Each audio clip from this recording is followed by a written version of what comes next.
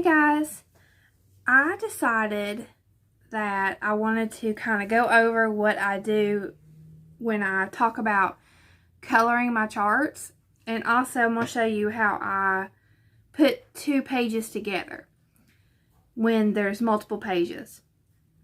So I've mentioned this on my floss tube, but if you've never watched my floss tube, I'll just say that sometimes I have trouble reading black and white charts, and it's easier for me to read a color chart. So when there's black and white charts that I'm struggling with, I will just make a working copy or print it, and I will color using erasable colored pencils so that I can read the chart better.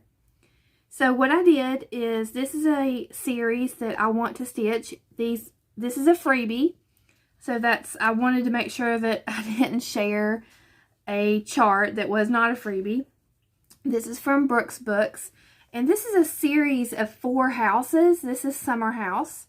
This is available on the website brooksbooks.com. She has 3 pages of freebies, and they're all really, really cute. She has some super cute freebies. I saw this one on Mama Loves You GB, I think it was. She showed all 4, and I'm telling you what, the Autumn House it's my favorite. I love them all, but the Autumn House is so cute. But I'm going to try to stitch them as close to season as possible so that if I can get it done and display it. So I'm going to start with Summer House. So the color photo is the first page. And when you download the file, you get all 4 houses at once. And then the second page is the key, the symbol list, and all the information. And then the third page is the top of the house, and the 4th page is the bottom of the house. So what I'm going to do is I'm going to show you what I use to color my charts. Now, I have used Frixion markers, and I have some of those over here. These are Frixion Fine Liner erasable markers, and these are better for me if I'm just needing to mark like one color and not a whole page, because these are a more concentrated coloring tool. So and even though they're erasable, they're not as easy to erase from your paper as the erasable colored pencils, but this is an option. And then what I like to use are these Crayola erasable colored pencils. And I discovered this by accident because we used these in homeschool with my son, and they were really good for his homeschool work.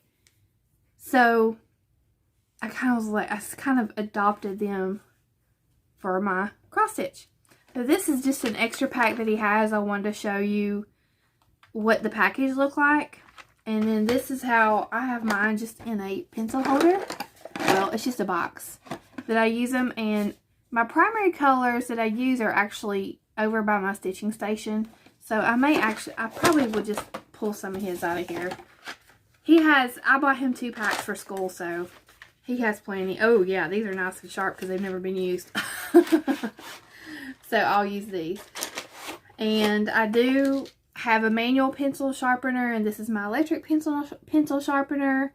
And this is left over from our homeschool days if they need sharpened, because it is easier when they're sharpened, because you can stay within your squares better. So generally, I don't worry about matching the colors up, because for instance, these different shades of blue, I don't want to have like this. I don't want it to be like this. It's easier for me to have contrasting colors next to each other. But I will sometimes use these. So it just depends. I'm not stuck in one way or the other. Basically, I just pick a color that I'm going to do. So let me start on this roof. Okay, so I think a good example would be this tree. This tree is harder for me to read. It has more scattered stitches. The roof because it's like little circles and in between, it's easier for me to read. So if I was going to color this, I would start with the tree, and if I needed to continue coloring over here, I would, but I definitely would want to color this. So what I would do is I would just pick a symbol that I see a lot of. So the first one I see a lot of is the 4-leaf clover. So I am just going to go ahead and pick a green. And what I'll do, so I picked just this color green, I will go to the chart and find the 4-leaf clover, which is right here. And I will just take my colored pencil and color that in, so that I know that color and that symbol will be that color and that symbol on this paper. So then I just start at the top, and this is sharp, but it's not super sharp. And I just color my squares. I mean, it's not exact. So I just go like that. Just color all the 4-leaf clovers. Now, I do miss some, but it's easier to catch once you have most of them colored, and then you'll say, oh, I missed that one. And this just makes it a lot easier for me to read.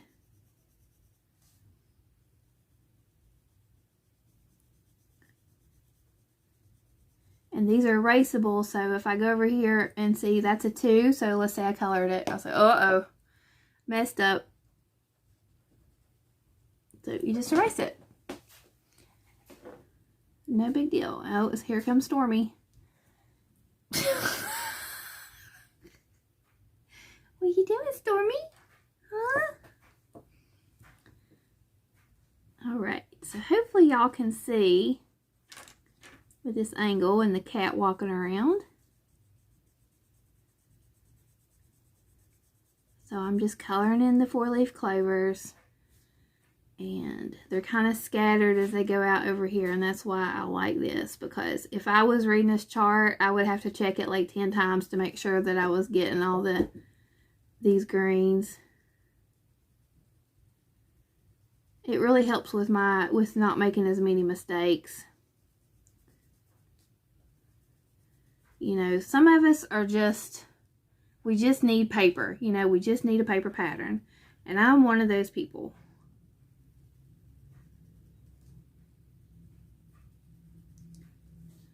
But most of the charts I stitch are smaller charts, so I don't spend that much time on them. And I mean, I do, but it's not like a 2-year-long project, a massive project that I need to mark off my stitches like at full coverage. So that's why this works for me.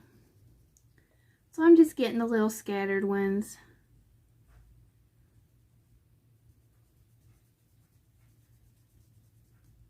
You know, I decided to film this video because I had no housework to do, I had no schoolwork to do, so I just need to film a video, and I'm being sarcastic.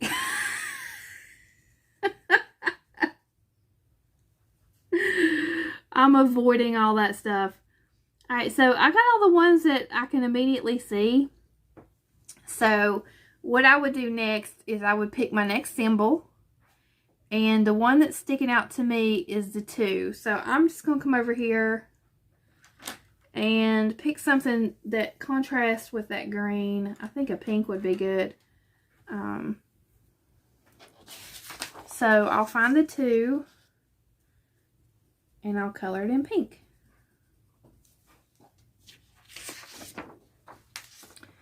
So now just color in these 2s.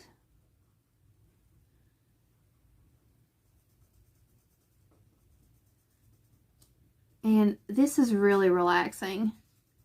Sometimes I just don't feel like stitching. Maybe I don't know. I'm just not in the mood. My project's not appealing to me, or I just don't feel I don't say motivated, but I'm just not in the mood to do actual stitching. So I'll work on something like this. I'll prep a pattern. I'll color the pattern. I'll blow it up. I'll tape it together. And I'm still, still doing something related to stitching, but I'm not actually stitching. I think sometimes we just need a break. And so sometimes I'll just sit there and color, and it's just really soothing. I know a lot of people like adult coloring books. I guess this is like my version of an adult coloring book. And the end result is that I can read my pattern better. So yeah, this is a good pattern to showcase this because these are very scattered. She has, Brooks Books, she has so many great freebies.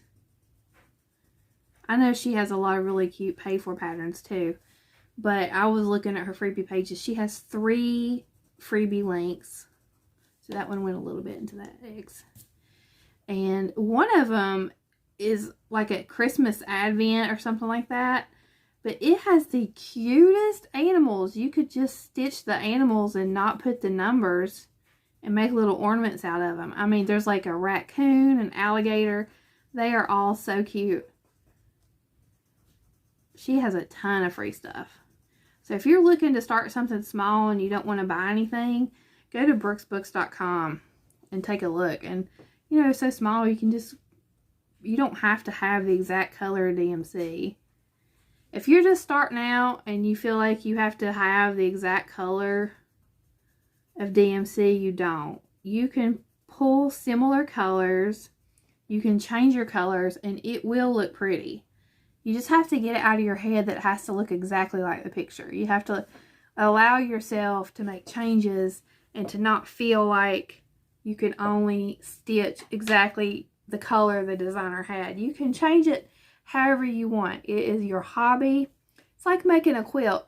There's quilt patterns, and then it'll have specific fabrics to use, but you can replace those fabrics with anything you want.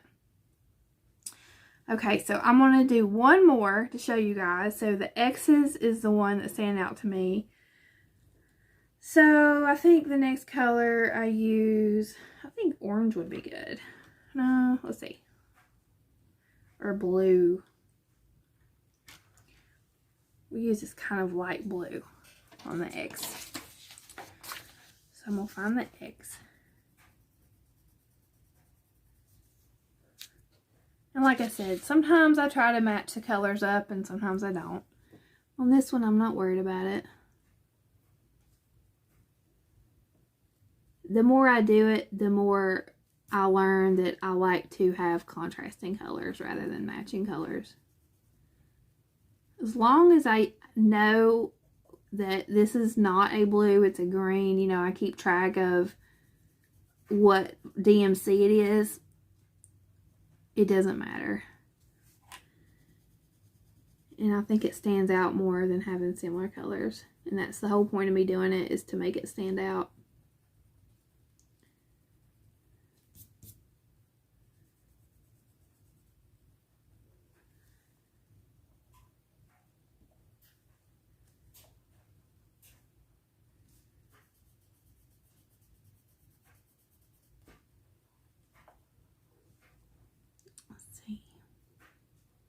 So all I have left in this tree are just some odd and end colors.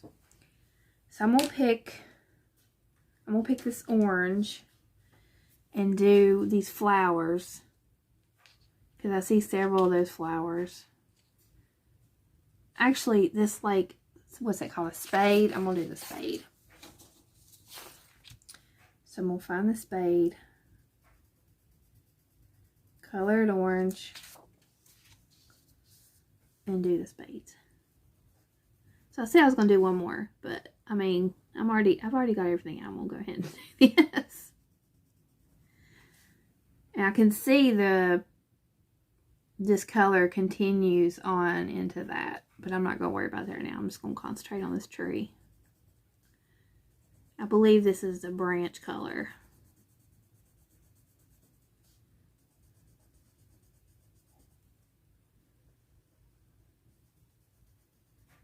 Yeah, you just want to make sure that whatever you use something erasable, so that when you make mistakes, you can just erase it. Because let's say, oh, that's wrong. It just,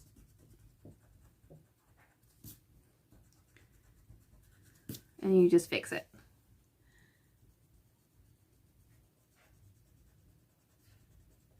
Because, I mean, I do make mistakes when I'm coloring. I color the wrong symbols, or I go outside the lines a little bit too much. See, right there is a clover that I missed, so I'll just grab the green real quick and fix that.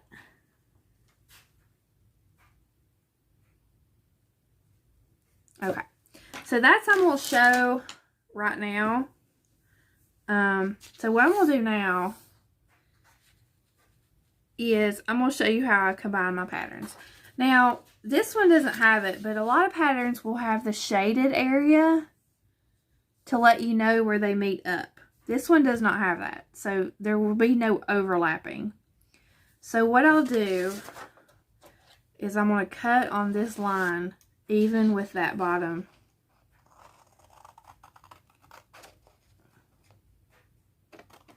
Try to get it as close as possible. So I'm just going to cut this off. If you do have a shaded part, of course, you want to overlap that, because you don't want to stitch the same 3 rows. Okay. And then what I'll do is I line it up like this. Now, I haven't colored this section, so I am putting tape over it. And that means that, well, I could tape the back. I like to tape the front and the back to make it more sturdy. But wherever I put tape, I'm not going to be able to go back and recolor. So I probably should have just colored this. I think I will, and then I can just edit the video and just cut out all that coloring time. So I'm just going to pause it. Okay, so I went ahead and did the coloring that I needed to do. Well, I need to do a little bit more. So I'm gonna color this.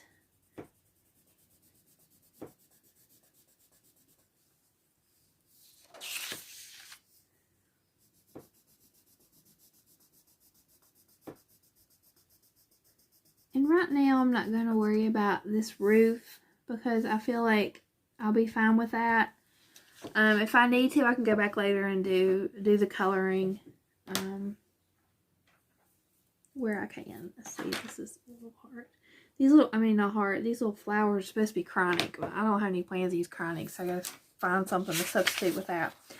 Okay, so where I left off is I want to combine these 2 pages where they match up, and that way I have one chart to look at. And typically, well, I'll show you what I do. Okay, so I cut that off and I'm lining it up.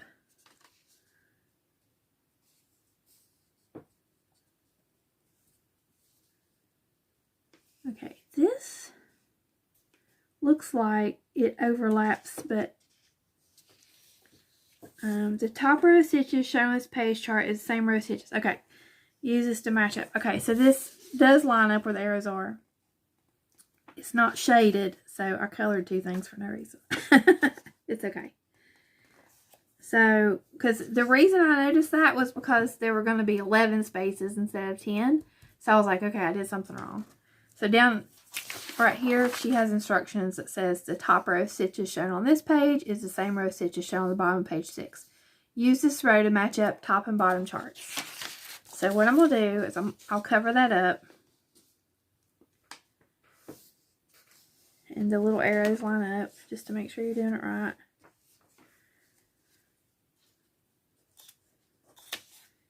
Make sure they meet. Now, I will say there are some charts that you'll buy, and for whatever reason, the printing, I've never had this problem printing on my home printer, but I have bought charts that when I photocopied them to make working copies, that the original printer had different scales on different pages, and they didn't line up, and that's very aggravating. And I'll tell you one who does that is Stitching with the Housewives. Some of their, now their charts are already in color, so I don't color them, but I will make working copies of trying to think of one and To All a Good Night. I think that's a 2-page one. Most of theirs are not 2 pages, but that one is, and it did not line up. It was, the one page was on a different scale than the other. So they don't always line up, but they usually do. So I'm just covering that seam with tape, and that's why I wanted to get all the coloring done that I needed. So like these white squares with the arrows, if you're looking at it this way, those I'm going to leave white because there's a lot of those. And there's no need to color them because I'm coloring all the little bits in between. So what I can do now is go back and color this half of the tree, and I can continue down and then get all these little pieces that are different colors. So I don't always do that all at once. Sometimes I'll just color a section because I stitch right to left. So I may just stitch this. And when I get to the point of where I'm hitting the part that's not colored, I will go in and finish it. So I typically, unless it's a very small chart, I typically break the coloring up. I enjoy it more that way. So obviously this is super long, and you know, I use a chart stand. So what I do now is I will just fold it. So like this one, I would probably fold just past where I taped it and set it on my stand and just start stitching this.